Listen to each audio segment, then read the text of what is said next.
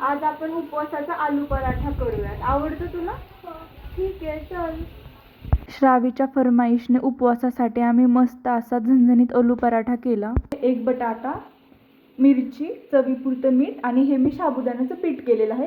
साबुदाण्याचं पीठ करताना मी पहिल्यांदा साबुदाणा भाजला, त्याच्यानंतर तो मिक्सरमधून बारीक केला आणि तो चाळून घेतला.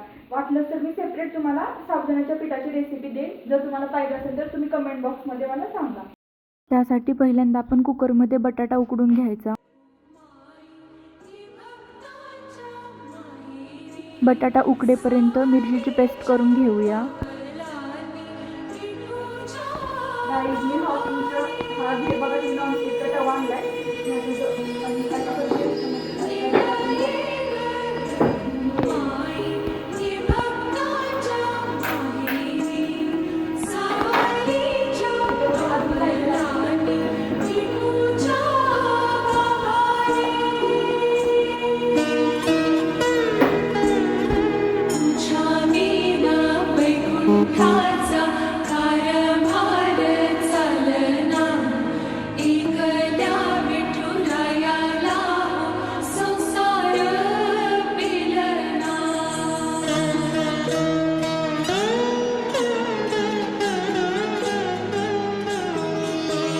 बटाटा, मिरचीची पेस्ट आणि साबुदाण्याचे पीठ हे सगळं एकत्र घट्ट मळून घ्यायचं.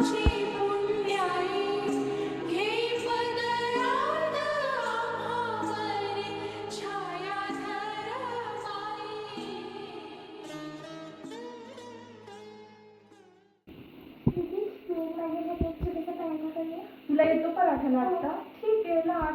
आपण दोघी मिळून मी तुला हेल्प करते. पहिल्यांदा हे ह्याच्यामध्ये बुडवायचं पिठामध्ये असं आणि आता लाटायचं.